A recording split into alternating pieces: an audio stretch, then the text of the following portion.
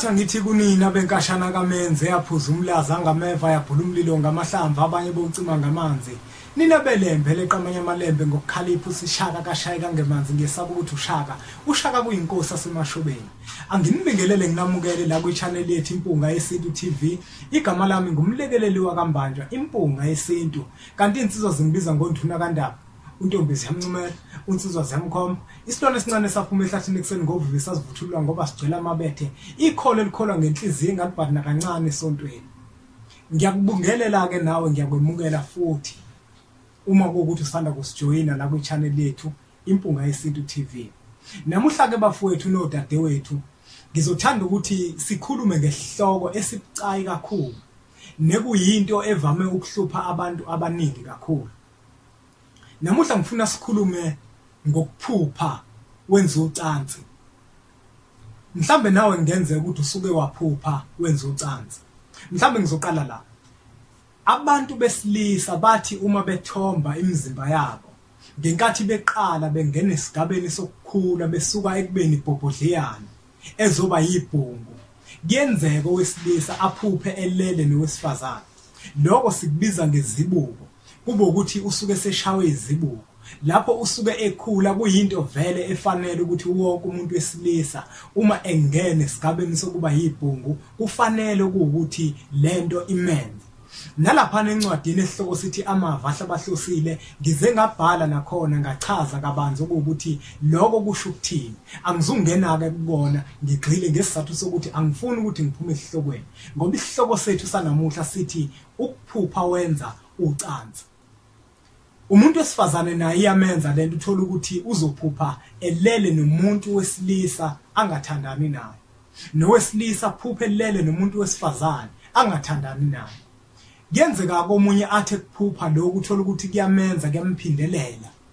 Athi uma ephuma ehambe yakobheka kwabamanga afika athola ukuthi isilwane lesesimembethe. Njengempunga yesintu njenganomuntu futhi ojulile kakhulu entweni ezithinta isintu nezinto ezishaya abantu ngokwempilo ukuthi ingaqhubeki phambili. Yingakho ngiyimpunga yesintu ngithake ngisicaphune lesihloko ngoba kukhona abantu abaningi abathi uma sebetholile ukuthi bembethwe isilwane njengoba bephupha belele nabantu besifazane omunye aphuphelele nowesilisa athathe isinqumo sokuthi ke manje uyosisusa lesilwane. Athi angasisusa iphinde iqhubeke lento yenzeke. Aphinda aye komunye umuntu athi uyosisusa iphinde iqhubeke. Namuhla ngiyimpunga yesintu ngiyafisa ukuthi ngizokwenza kube nogwaja omhlophe ugijima ehlungwini.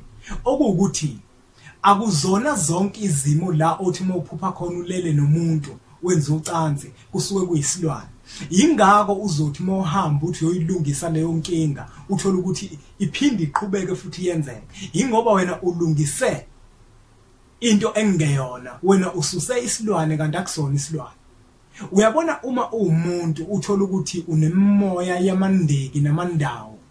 Uma owesilisa unemndeki nemndawo noma owesifazane unemndeki nemndawo yamakhehla owesifazane owesilisa unemndeki nemndawo yezalukwazi. Na kanjani mfowethu uzophupha ulele nomuntu bese wena ucabanga ukuthi bekuyisilwane kanti hayi ngoba naku bekuyisilwane. Ingoba wena wembethwe ile mimoya yamandeki namandawo. Yini ke kumele ukuthi uyenze? Uma usuke wazama wahamba wathi uyakolungisa ngesizathu sokuthi ubucabanga ukuthi wena wembethwe isilwane kanti akusona. Namuhla mina ngiyimpunga yesintu ngiza nekhambi kuwena. Ekusuke kufanele ukuthi ukwenze ukuthi uthole ukuthi lowo muntu okwembethe okanye leyo mandeki namandawo bawobani bona labo bantu.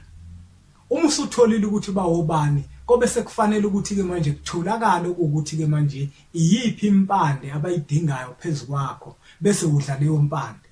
Omunye ukuthola ukuthi khona uhlobo oluthile lwegobongo ekumele ukuthi alidle okanye alisebenzise. Athi uma eseqedile ukulisebenzisa angaphinda ahlangabezane nenkinga efana nale. Yingakho ke la kwi-channel yethu Impunga Yesintu TV sithi namuhla asike sibheke lesihloko sokuphupha wenza ucansi bese siyabatshela abantu ukuthi akuzona zonke izimo la othi mawuphupha khona wenza ucansi kusuke kuyisilwane.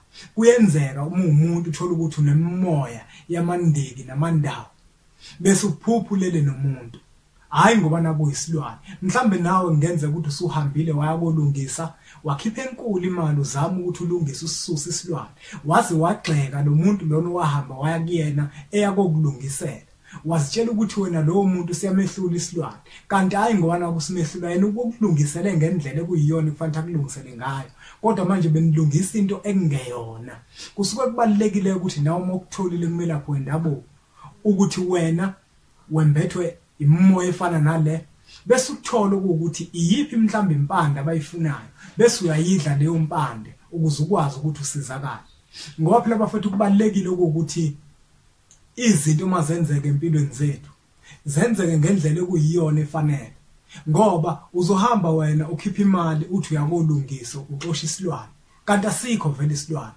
ushawa ilento uma uphupha wenza ucansi bafowethu akuzona zonke izimo la ukuthi khona kusuke kuyisilwane njengoba sesichazile la ku channel yethu Impunga Yesintu TV nawe kuma ukuthi lenkinga uke wabhekana nayo kuzomela ukuthi usukumeke njengamanje ngoba baningi abantu beshaya athi umuntu mina sengisilahlile isilwane still isilwane ngisaphupha nomuntu wesifazane ngembethe naye ngisaphupha ngembethe nomuntu wesilisa njalo njalo okubalekile ke manje ukuthi ke ufune ukuthi ngempela awunayo lento esikhuluma ngayo bese kuyathola impande abayidingayo ukuthi yipi uma ke wenza njalo ngeke uphinde uphuphe ulele nomuntu ekulaleni kwakho asibonge kakhulu ke bafowethu asiphinde futhi siyithakaselele eminye imfanekiso eqoshiwe esaloke siyifaka siyisabalalise nakwabanye ukuze bakwazi ukuthi bayibone ngoba nabo izoba usizo olukhulu kubona bese ke singakhohlwa ukuthi ke si-subscribe la ku channel yethu Impunga Yesintu TV khona yonke imfanekiso eqoshiwe sothi masiyifaka bese kube lula ukuthi ifike nakuwena ake sithi nje impunga